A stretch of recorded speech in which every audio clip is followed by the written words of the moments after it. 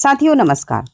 आज के इस वीडियो में हम जानेंगे कि कक्षा तीसरी और कक्षा चौथी इनका मूल्यांकन प्रपत्र हम किस प्रकार से तैयार कर सकते हैं और इनके अधिभार अंकों की प्रविष्टि हम किस प्रकार से करेंगे। तो चलिए हम देखते हैं कि किस प्रकार से हम इसको फिल करेंगे। तो सबसे पहले आप स्टूडेंट है जो उसकी जानकारी को यहाँ पर फिल कर लेंगे। प्रत्येक वर्ष की तरह आपके स्टूडेंट का स्कॉलर क्रमांक, विद्यार्थी का नाम, कक्षा, स्कूल शिक्षा विभाग का नाम, आधार नंबर, अपार आईडी नंबर और समग्र आईडी। इस प्रकार से आप सारी जानकारी है जो उसकी एंट्री कर लें। इसके बाद बात आती है मासिक मूल्यांकन की।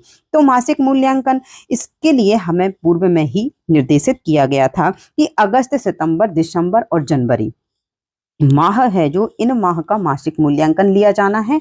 और यहाँ तक कि हमें मासिक मूल्यांकन का प्रारूप भी दिया गया था कि किस प्रकार से आप मासिक मूल्यांकन लेंगे, उसका जो प्रश्न पत्र है किस प्रकार से तैयार किया जाएगा।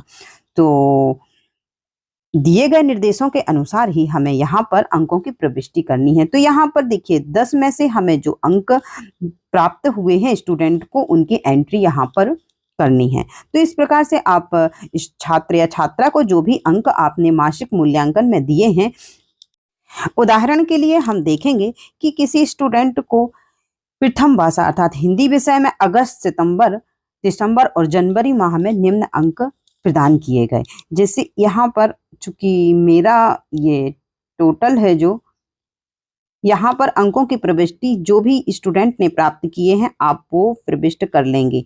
तो इस प्रकार से मैंने ये जो अंक हैं इस प्रकार से स्टूडेंट को दिए। इसके बाद क्या करना है कि इनका अधिभार निकालना है। ये मैंने एग्जाम्पल के तौर पर, उदाहरण के तौर पर लिए हैं इन अंकों को।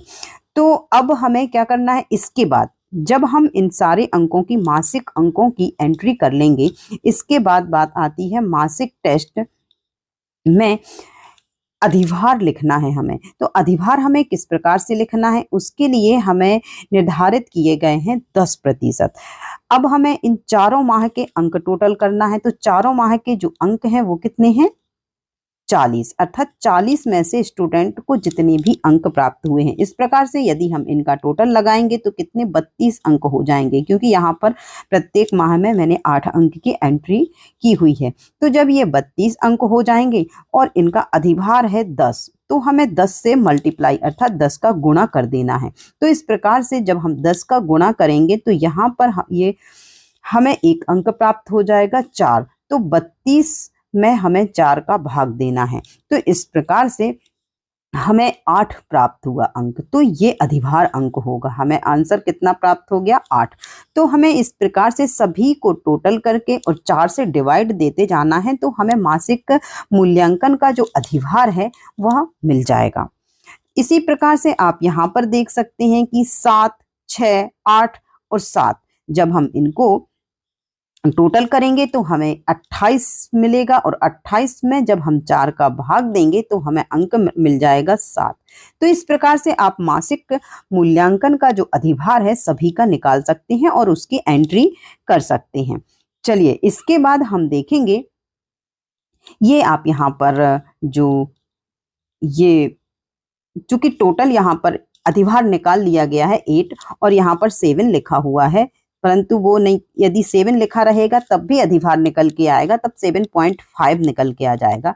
लेकिन उदाहरण के लिए ताकि ये एक पूर्ण अंक प्राप्त हो, मैंने यहाँ पर 8 कर दिया है, क्योंकि एंट्री गलत हो गई है, या फिर यहाँ पर 7.5 आ जाएगा। तो इस प्रकार से आप इनकी एंट्री है जो वो इस प्रकार से कर सकते हैं। इसके बाद बात आती है अर्धवार्षिक मूल्यांकन की। तो अर्धवार्षिक मूल्यांकन चूंकि 60 अंक का हुआ था, परंतु अधिभार है जो हमें इसका 20% लेना है।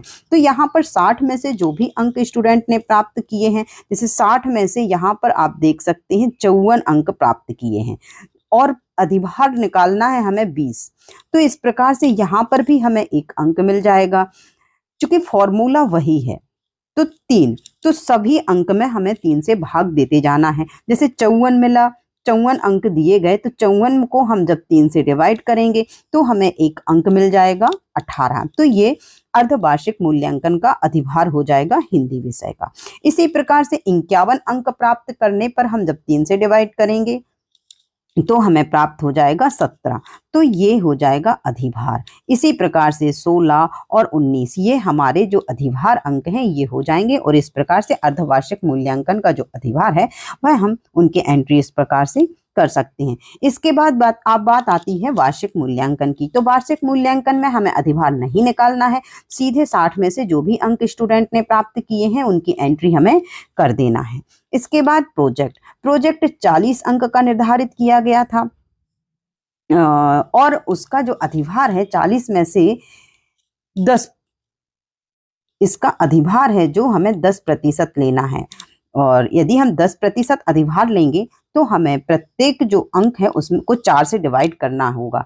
फॉर्मूला वही सेम रहेगा कि 40 में से मान लीजिए स्टूडेंट ने 36 अंक प्राप्त किए हैं और तो अधिभार हमें जब 10 निकालना है तो इस प्रकार से फॉर्मूला हम सेट करेंगे। तो हमें देखिए ये 4 हो गया, 36/4।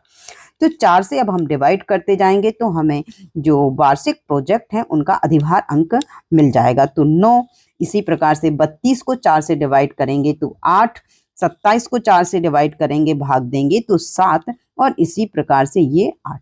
तो इस प्रकार से आप अधिभार अंक निकाल करके वार्षिक प्रोजेक्ट की एंट्री यहाँ पर कर सकते हैं। अब यहाँ पर हमें वार्षिक परिणाम दोबारा से यही एंट्री करनी है, दोबारा से हमें कोई अधिभार नहीं निकालना है।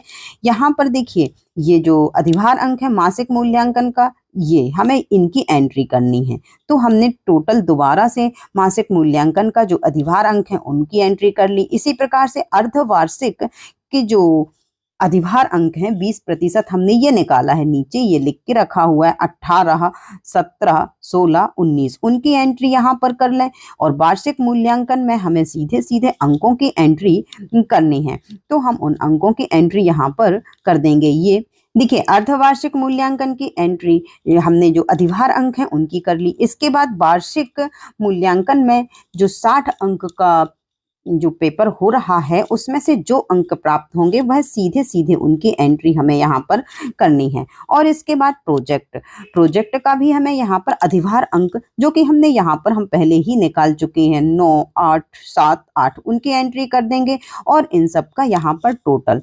और इस प्रकार से आप देखेंगे कि टोटल 100 में से स्टूडेंट ने जितने अंक प्राप्त किए हैं वो यहाँ पर आ गए और उनका ग्रेड हम यहाँ पर उनकी ग्रेड की एंट्री कर देंगे। और चारों विषय को मिलाकर के 400 में से ये 342 ये अंक स्टूडेंट ने प्राप्त किए और इस आधार पर टोटल ग्रेड स्टूडेंट का आप इस कॉलम में लिख सकते हैं। तो इस प्रकार से आप विद्यार्थी का जो ये कॉलम जो का नंबर की ये सारणी है, ये जो शैक्षिक क्षेत्रों का जो मूल्यांकन है उनके अंकों की प्रविष्टि आप इस प्रकार से कर सकते हैं। इसके बाद बात आती है सहशैक्षिक क्षेत्रों के मूल्यांकन की। तो इसकी एंट्री हमें पिछले वर्षों के अनुसार ही करनी है। बस यहाँ पर एक बात ध्यान देने योग्य है कि आप यहाँ पर ये मार्च के स्थान पर अप्रैल माह की यहाँ पर एंट्री कर सकते हैं और इस प्रकार से कुल 9 माह अर्थात 18 नंबर में से आप यहाँ पर अंक प्रदान कर सकते हैं और उनकी ग्रेड की एंट्री कर सकते हैं। इसी प्रकार से जो सामाजिक गुणों का मूल्यांकन है, व्यक्तिगत सामाजिक गुणों का मूल्यांकन, उनकी भी आप एंट्री कर लें। और इसके बाद हमें तीनों पोर्शन का, खा और गा अर्थात शैक्षिक